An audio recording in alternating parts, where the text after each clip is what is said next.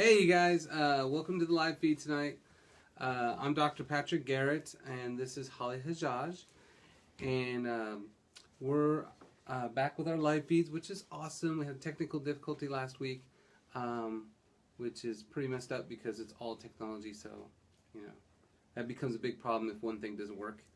So, today we're going to talk about busyness and the disease of what? The disease of busyness. Dang it. Multitasking. Multitasking. All right. Our original title was Human Doing That's versus Human Being. Yeah. It's kind of like a Marvel comic thing. Right. We are human. Right now, I think most of us are human doings. Yes. Yeah, so that idea of we're constantly busy all the time. You probably heard me say this a million times that as Americans, we are the number one for anxiety, number one for depression in the entire planet. So to be American means to be chronically stressed all the time, and most of us are just constantly going, and occasionally it's that, hey, you're not designed to just be a doer, you have to be a being, right? A human being. Mm-hmm. So at some point you have to stop doing, and what happens when everything's quiet? And people go crazy when it's quiet. When they go quiet, when they try to slow down, they get anxious. Yeah. Right? Because it is almost like an addiction. Like it's this compulsive need to continually be distracted. No, that's really good. The addiction of busyness, because it drives through a process called epinephrine, and that sense of trying to get everything done, but you can't. You raise cortisol, you raise epinephrine, norepinephrine, and it gets you a little bit of like buzz or high from that, but it doesn't really do a whole lot of benefit long term. It actually causes a lot of detriment for you. Right. So, a couple things. What do you think about so I do functional lifestyle medicine. I tell people, hey, don't do these things and your conditions will go away, right? And we have really high success rate doing that. Holly does a whole different thing. She does yoga and meditation and basically the mindfulness. So I'm always telling people what to do, and she's more telling people how to be. Kind of teaching the practices. Yeah. Like working with people in practice, helping them put it into action, put it into steps. Yeah. Because it's not easy. I mean, I'm stressed right now. I'm sure he's stressed, and probably all of you watching are stressed for a reason. Or you're watching for a reason because you're stressed. So, like this whole busyness thing, I think we can all define what that is. We all know what it means to be busy. We're all talking about being busy. And sometimes we feel trapped by that, but we do have a choice. And I think that it's good to maybe discuss some of the drawbacks to being busy. I kind of listed this out here. He's good at doing these talks on the fly, like super fly. Like he's got it all in here, but I need notes. Yeah. So it's like a news report, like this. Saturday Night Live, right? Right. Exactly. So I had some things that I just wanted to bring up that were, I think are thoughtful. They're things to consider, like the downsides and the drawbacks to being busy. So the first one I had was that it creates walls and barriers to intimacy and connection. Yeah, no, that's really good because it's, in relationships you see where everybody's like a power couple. They're both just doing and achieving, but they're not connecting at all. Right. And so it looks good from the outside. It's all kind of crumbling from the inside. Same thing with the kids.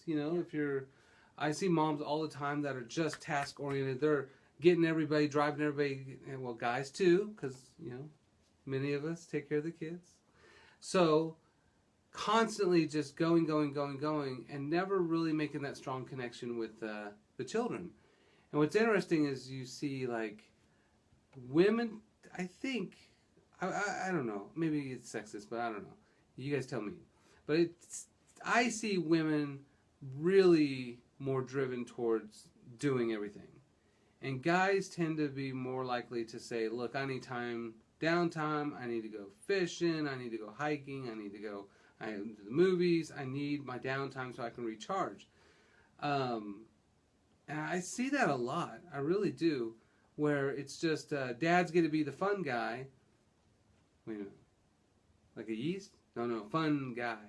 Oh, and then women, the wives are always just rushing around doing things. And, it seems really unfair, but a lot of times it's just... top. Bottom one. There you go. Sorry, there's a thing that popped up on the screen.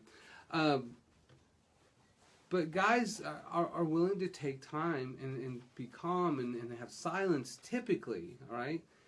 Whereas, like most of my female patients, the idea of them not doing something or not giving up control of something, oh my God, that's like a suicide kind of thing. Well, I think because it probably feels like everything's going to fall apart if you're not holding it together all the time. Right, so they set up a scenario where there's too much going on. Like when I was a kid, I don't remember my mom driving me to all kinds of stuff. It was just get the hell out of the house, and Mom had her quiet time, and all the kids were outside jacking around getting in trouble, you know? But now it seems everybody's such a helicopter parent that they always are just constantly doing, rather than saying, hey, you go bike to the dance recital, or you go, walk to the swimming pool and do your thing. Like, you got a bike, get the hell out of there. And, but it's got to be doing stuff. Yeah, it's like an epidemic. And I think, too, it's also a form of coping. Like, we use being busy and we use distractions, whether they be work, going to events, alcohol. Alcohol is a distraction. Sex is a distraction. That's pleasure, a good distraction. Eating is a distraction. Yeah. And we use those things to cope. If you can't eat, then, or you can't have sex, then you just eat for happiness. Yeah. That's the way it works. So or being eat with sex while watching TV, and then that's the best distraction. That's from Seinfeld. George's plan to eat, make love. What was the third one? I haven't seen this. Like it was the I trifecta. have not it seen was the trifecta. This one. So I'm going to let you guys throw it out there. You had the Lord of the Rings thing last time. I did have Lord of the Rings. If you know what the third thing was, send that to us. It wasn't smoking meth. Yeah. Well. Oh, eating, watching TV, and having sex. That was his trifecta. Oh. Okay. I think so. Right. All right. Which a man's got to have a plan, right? Which, from a meditator's standpoint, are all distractions. That's right. From because focusing. George didn't want to really know what's going on with himself in his relationship. Right. It can be a form of denial, of avoidance, of repressing emotion. I heard that denial is the longest river in Egypt. Is that true? Ha ha ha. Yeah, so it might be a form of survival, and we all do it, and we're all engaged in these things. Even those of us that are really working at it and practicing at it are still, you're still doing these things. You're still struggling. And it's a form of survival, but is it worth it in the long run? So what happens in the long run when we stay busy? We become unhealthy. Yeah. Not only in our lives, but also in our bodies and in our minds. Yeah. Yeah, so that's kind of the subject of today's talk, is what does that do to you? And we'll try to explain some of the mechanisms. One byproduct of this busyness thing that I think is important to discuss is multitasking. I'm a great multitasker. Are you? Mm-hmm. And do you believe this? Yeah. Are you writing something real is my question. Red, white, and blur. That looks pretty good. Yeah. Yeah, I'm not sure I'm buying it. So I told you about this, and then you're stealing this as if it's your own. I just want that out there. That is so wrong. That is so far beyond wrong. I don't even have words. Your hold, please, was stolen. Hold, please. So, he was just you were a perfect example of something I'd like to talk about in terms of multitasking. Oh. So very, very, very, very, very, very, very, very, very few people can do two things at once. Me. He thinks he can, but everybody who multitasks chronically thinks they can. No. That's two things at once. That's just muscle memory. All right. That's not using your brain in That's two from the different days ways. of the circus. So, multitasking is a misnomer. Why It is a is that? misnomer. Why is that? Multitasking does not exist. We cannot focus on two things at one time. What we are actually doing is switching tasks very quickly and very rapidly. Is that true? It is true. It is a proven fact. In fact, we have an exercise to prove this. I'm not lifting weights to prove this. So, what kind of exercise? Well, I don't know if it's time for our activity yet. I did want to talk Oh. a little bit about our multitasking. All right. So, You're teasing us. So, multitasking is a misnomer. It is actually what we're doing is a start-stop process with the brain. Oh, okay. Each time we switch to do something different, especially a task that's unrelated, we're not multitasking, we're switch tasking or multi-switching. And the drawbacks to this, those of you who think you're good at it, is that it's less efficient, it costs time and money, takes more energy, and causes more mistakes. Believe it or not. What if I'm a really great texter while I drive? And how many fatalities would I have to ask you have happened as a result of that? I have only killed 3 people while texting.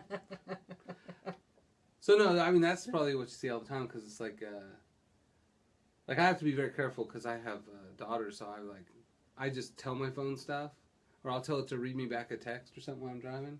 But I still don't see things. I think when I'm trying to think about the text when it's being read back. We all do. I car catch speaker. myself doing something in the car and I look up and I have no idea how long I have not been looking at the road. Yeah. That kind of freaks me out a little bit.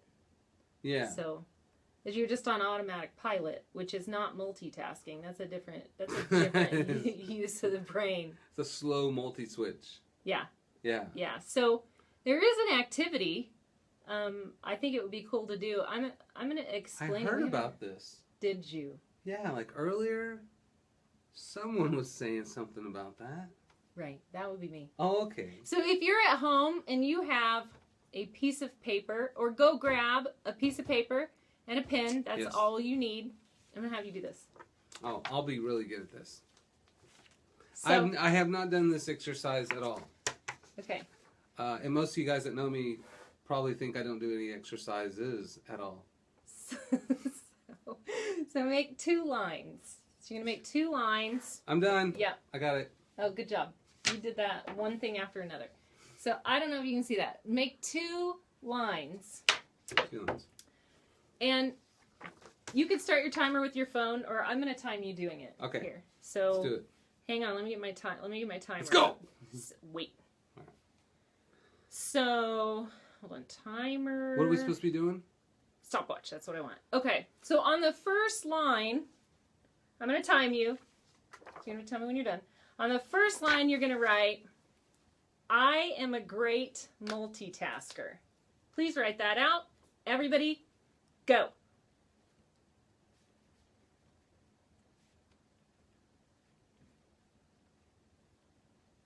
Done. Done. Okay, that took him 8 seconds. Holy crap. 8.51 seconds. Time yourself at home. Boom. On the second line, I'd like for you to write the numbers 1 through 20 Ready? and go.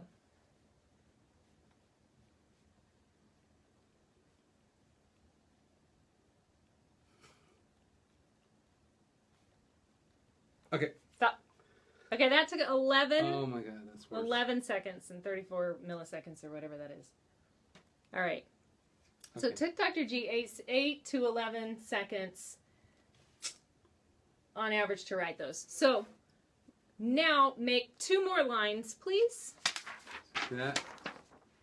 So, All right. yes. So 2 more lines. 2 more lines. Done. So you did those tasks separately. You did the first task and then the second task while focusing and finished the task, correct? That is correct. Correct. Oh, and just so you know, I believe there's 20 letters and 20 numbers. 20 letters and 20 numbers. All right. Okay. So 2 more lines, please. Okay. Now, are we going to add these times together? Oh, I guess we could. Yeah, we should do that because on average, we're supposed to be at 20 seconds. All right, so 1985. Okay. 1985. Whoa. I don't know what that means. That's from the song. Okay. All right. Okay. So that total of that task for him took approximately 20 seconds. Okay. Now we're going to do it again. I think that might be a record. All right. Or maybe not. Post your times. But And yeah, don't- post your times. Don't cheat. So those of you who have just joined us, Don't cheat. you need a piece of paper. You're going to make 2 lines. On the first line, time yourself. I am a great multitasker is what you're going to write. On the second line, write out 1 through 20. You could do that all together and time yourself That's right. for the whole thing. So for the second line, though, this is to prove our point. I want you to go letter, then number, then letter, then number, then letter, then number. So I. So you're going to start with I1, A2, A2. M3, A4. Yes. So, okay. So do this task again, but we're multitasking. So you're still going to write, I'm a great multitasker. You're still going to write 1 through 20, but you're going to alternate numbers and letters. Are you ready? I'm ready. Hold, please. She stole that from Tiffany. And ready, go.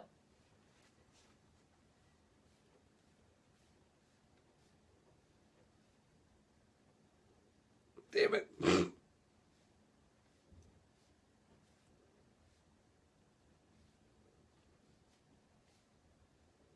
God dang it. How are you doing out there, guys?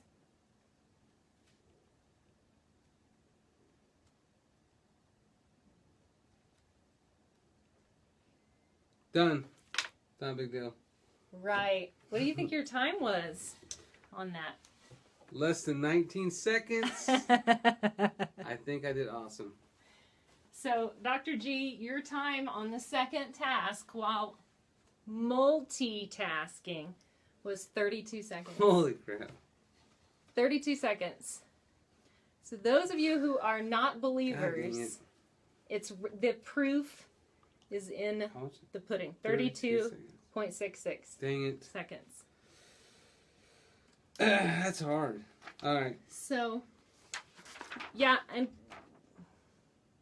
yeah, they probably can't see that. But if you're watching, if you did it at home, please let us know what yours was and how that was for you. And please feel free to make comments and make fun of Dr. G. I'm telling you, it might be a record. Either way, I did 50% worse. Yeah. Yeah. Yeah. So Tiffany said oh, what's going on? Are we still on here? Tiffany said she didn't understand. Tiffany, we're doing a multitasking test. Yeah.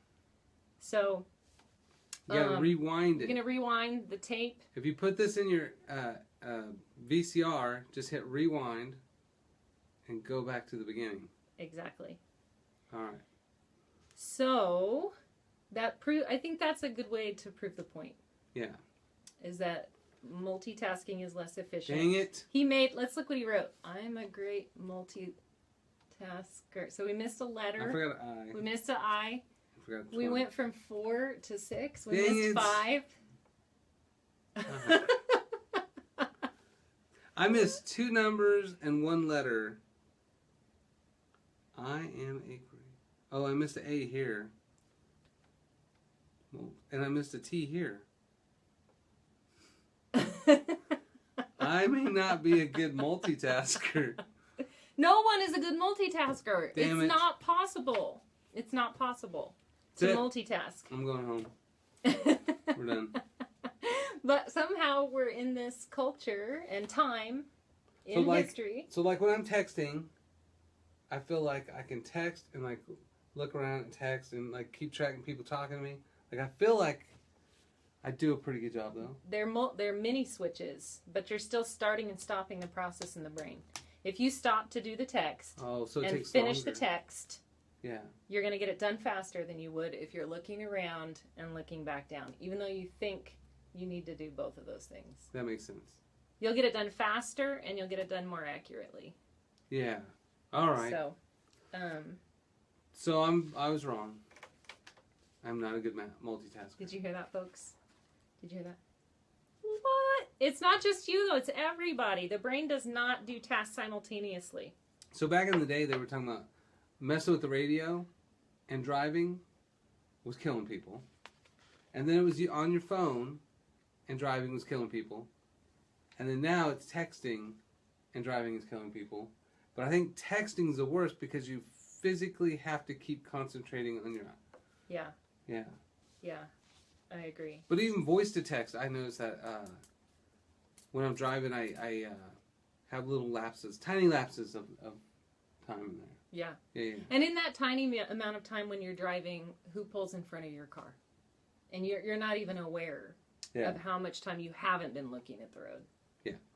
So, but so the stats say that there's just a very, very, very small part of the population who can do two tasks. But the top 25% of Stanford students are using 4 types of media and at one time. And so this is we're kind of transitioning from multitasking to media multitasking. There's general multitasking and then there's media. But they're using 4 types at a time. And tweens, the top 25% of tweens are using 3 types. And we know that it's rare. It is rare for anyone to even to be able to do 2. Yeah. So what? Well, wait, did you say earlier, you said there's 0% chance of people doing 3? 0% chance. There's no proof whatsoever of anyone being able to multitask 3 things at one time. So. Yeah. So we can't even really say the word multitask because that's why it's a misnomer. It's not possible. So we call it what? Switch tasking. Switch tasking. Or multi-switching. S to the T. All right. Yeah. So like I think some people when I was kind of going through this research, I started thinking about, well, is this what ADD is? Is this what ADHD is? And what does that mean? How does that correlate? We have this surge right now, within the last 10, 20, 30 years? Yeah. Of this phenomenon. And what does that mean? And this is just food for thought. It's not that we know. They haven't done a lot of research on the correlation between this multitasking phenomenon and ADHD, but... Because it's all pretty new stuff. Let me find my quote. Where was my quote? It's back here, I think. Because back in the day, it was like, Bobby's got the ADD. He can't whittle and sing a song at the same time. Right. Or at least not do it well. Not do well. He's all cutting his hand and stuff. Boop, bop, deep, dive, cutting his hand. So even attention deficit, what I found out, is also a misnomer. At least according, this was on NPR. This is on Science Friday. Science? On NPR. That's the best. So it's... I'm the one that's supposed to quote Science Friday. You can trust it. But you're not the only one. Science Friday is what I listen to. Folks. Okay. While I'm driving. And texting. Texting. So, pretty much, everyone has the same amount of attention to allocate, according to this guy. But it's where we allocate it. So people who have attention deficit, ADHD, those sort of things, they spread their attention over an inappropriately large span of stimuli. So people with non-attention deficits, whereas they focus. So yeah, I feel like I have, I changed jobs within the last year, and in this job that I'm in now, I have to multitask a lot, and I can tell the difference that I feel really spread thin. Like keeping track of more and more and more and more and more and more and more things, I feel spread thin and less efficient, and like I can't keep up. And I'm generally a laser focused type person. Yeah. And so that kind of made sense to me. Was if you're spreading your attention over a wide array of stimuli, it's harder to focus. Yeah, you know, with patients, like third or fourth visit, we always talk about like eat for your hormones, but don't exhaust your hormones. And I have a small part in there about the deep breathing, deep belly breathing, and also mindfulness, meditation. But really, I think it needs to be like a big chunk of what people do to get better, because we're so like patients are more than willing to do, but especially when they can't do. Yeah, but to tell them to do nothing for 5 minutes a day, or 10 minutes a day, or 20 minutes a day, to just sit and relax and deep belly breathe, look at nature, look at a candle. I mean, that's the hardest thing in the world, because they would rather take a supplement or take a medication because they want to keep doing more and more. And that's that change of that. What was that yogi said? Everybody should meditate for 10 minutes a day, and if you're too busy to meditate for 10 minutes a day, you need to meditate for an hour a day. Yeah, I've heard it. Yeah, I've heard that too. Because the thing is that you're not doing nothing. You're just focusing on one thing versus 50. I never thought of it like that. That's what meditation is. So I believe that we can retrain our brains, or at least heal our brains in a way, if we practice focusing. We know that the brain is plastic. We know that neurons wire and rewire and change pathways. 30,000 neurons can change through yoga and meditation in just 2 weeks. In just 2 weeks. 30,000 neuron changes. Yeah. Yeah, we have some more on that. I circled some good stuff on here. Of course, I'm not going to be able to find it. Yeah, Holly, like, oh my gosh, she had tons of research for this stuff, which is awesome.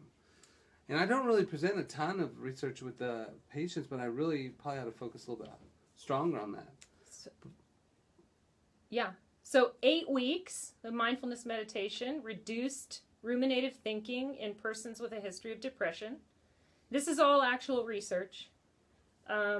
8 weeks of mindfulness meditation led to an increased ability to orient one's attention to the present moment.